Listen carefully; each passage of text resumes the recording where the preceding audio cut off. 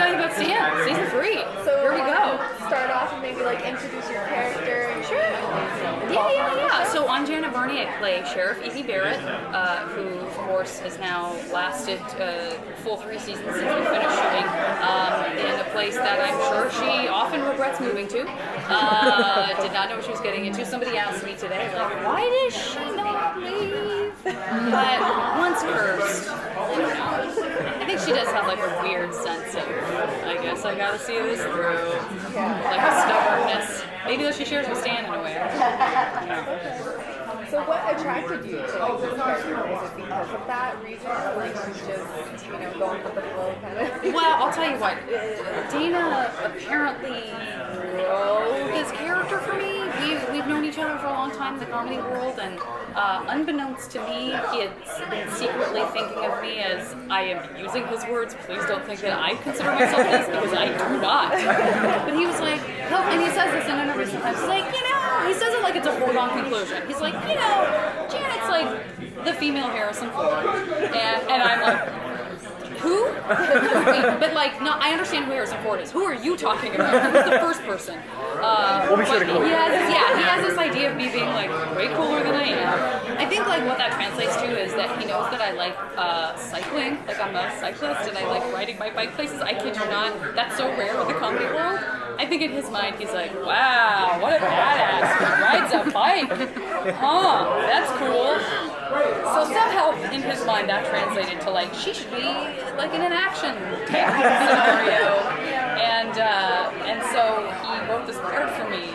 And then, as happens oftentimes in Hollywood, I expected it not to go to me because that's a thing that's very common, right? Is that your friend who's writing is like, I wrote a thing for you, and then you have to audition for it, and then people are like, I don't see it. You're like, oh, okay, got it. But this one worked out. Did you actually have to audition? I did audition for it. Yeah, he said I made it clear that I would like for you to be this person, but it was a process, and you gotta do it. And so everybody auditioned for it, and luckily they were like, oh, okay, all right. So that's, I mean, what attracted me to it was, shockingly, it was made with me in mind. So I don't have to do whatever that is that he sees in me, which is, I think, for so many actors, it's sort of like turning. It's like you have, if you're like a stereo system and you have like your sort of EQ, you have all your different, like, are you turning up the bass, are you turning down the treble, are you, like what affects to your own personality are you turning up or turning down? And so, like for me, when I did the show called Burning Love, there was like, that's just all me, but it's like 3 dials turned all the way up and everything else kind of turned down. And I think that's sort of how Evie is. Like she's whatever part of me I wish I had that had the grit, the true grit to just be able to like stay in something and see it through, and have that feeling of protectiveness towards other people, and just less of like my voice at its highest register, which certainly exists in my regular life. Like, I think, hell yeah, no, let's kill the spider, but maybe I can trap the spider in a cup. That's pretty much absent in the show, but yeah. What else? No pressure. What do you hope viewers get out of this show? Like when they're watching, what do you hope like their reactions would be, or like relations to characters? I mean, first and foremost, I hope people think it's funny. I mean, there's plenty of scary stuff that's not funny that you can watch, so hopefully you like to laugh. I love that the relationships between the characters, while completely batshit, are still grounded in something, and I think that's a really fine line to walk. So, and I think that's how we all feel, we all sort of love that it's totally out there, but still something that, there's something you can kind of hold on to that feels real, otherwise it would just be kind of just stupid. And that's not what the show is. It actually has a lot of heart.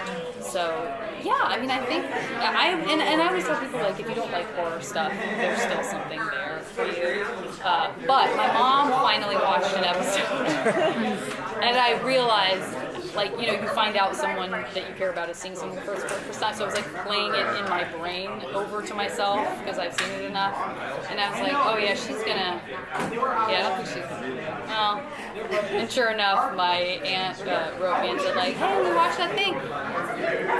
Your mom really liked seeing you on the TV. Okay, maybe it's not for everyone.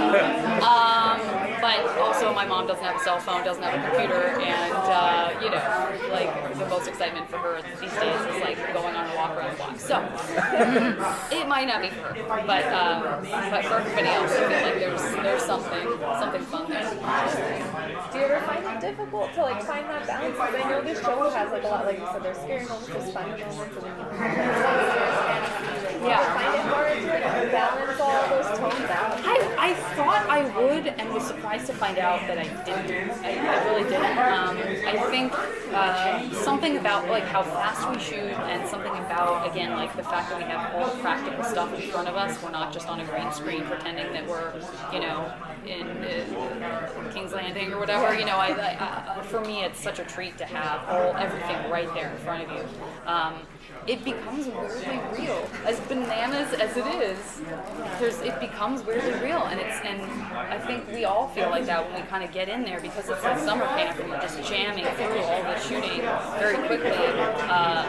You kind of don't have room to do anything but just be in it in the moment, and that's something I have a hard time with in my regular life. So it's nice when you actually have to be present and not be thinking about the next thing. How do you like shooting the series so fast? Like 24 days or something? I love it. I really do. I'm just coming from like improv and sketch and stuff. I don't feel like my 10th take is my best at all. I feel like, maybe 2 is, but there's not a whole lot of like, let's shoot this 18 different ways. I think we'll get something usable. I'm great with just powering through it, and for me it keeps the momentum up, because that's the hardest thing about, it's a very easy job when all said and done.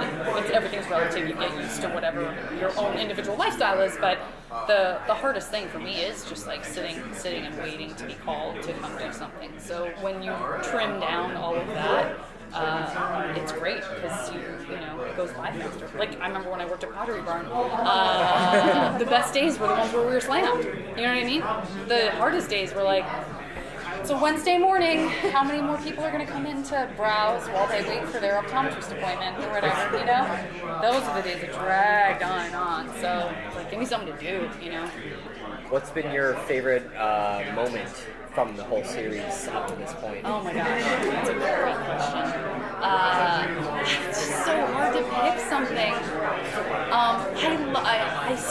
I just loved shooting the scene last year with John where he's going into the cabin and we sort of have the, did he say that to him? Yeah, that was exactly, we asked him that and that was his answer as well. There was something really special about it. I don't know, like we weren't rushed, and that's another thing about the show I love. It's like somehow we're rushed when we have to be, but then when we need to take the time, it's always there, which is also kind of like, how's that possible?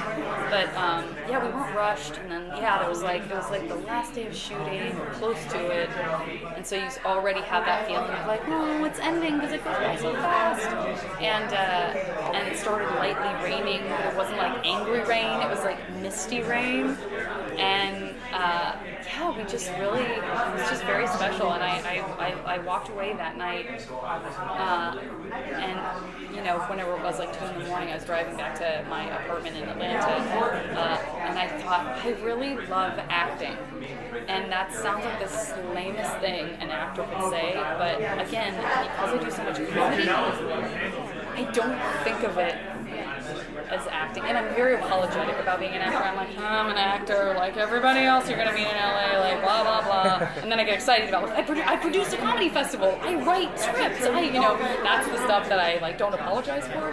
And so that night driving home, I felt like I allowed myself the space to go like, I think I did some good work tonight. I think I acted. That was really powerful, and it felt really good. And I assume that's how people like Johnny feel all the time, because he comes from such a, this really like very professional, again, this very prepared like world of my vocation is I'm an actor, and you know, he's not like running around on stage doing make-em-ups like I am all the time. So I felt like I got a glimpse of that, of what it feels like to really feel pride in your craft. I was like, I kind of want to feel that more often. So yeah, that was a good one. It's so funny that you said the same thing. That's really sweet. What kind of, I guess, like, what advice would you give to somebody who's wanting to make that transition into acting as well, but is finding that great area of like, is this what I want to do? Yeah. Am I good at it? Like, Yeah.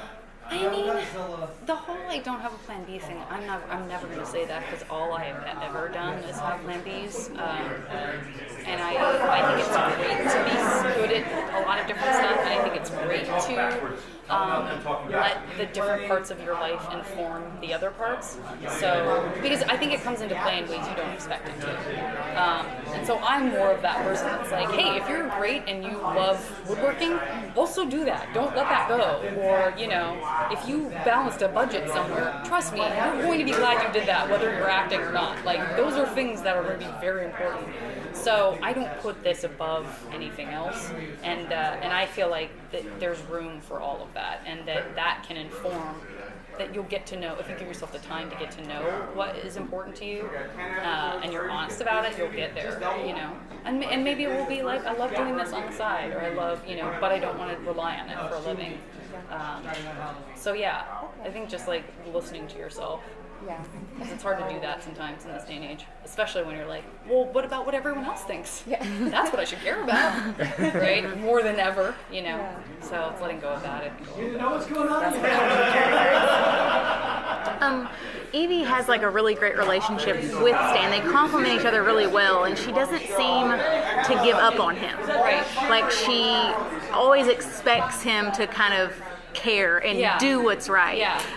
Why does she feel that way? Well, I think I think it's in him, and she senses that, and she knows that, and he gives her just enough of that it's infuriating when it's not there, and she has to dig for it, but she believes that it's in there, and I think, so yeah, it's that thing where someone else kind of sees in you this quality where you're like, oh, I don't know if I'm like that. But that person's like, yes, you are. Like Harrison Ford. Let yourself be that. That's the frustration. It's like, it's kind of like that friend that you have to apologize for because you know how great they are, but like they go to a party and you're always like, this is all right. Listen, now I know. Like I know you wish that I hadn't brought, but if you only knew, it's like it's sort of that where you're like constantly trying to like crack through to get to. That's why people end up in toxic relationships. So at least it's not like a romance between Stan and Evie. At least it's like a family type situation because nobody needs to fix anybody else. We all just need to fix themselves. Thank you so much, guys. Thank you so much.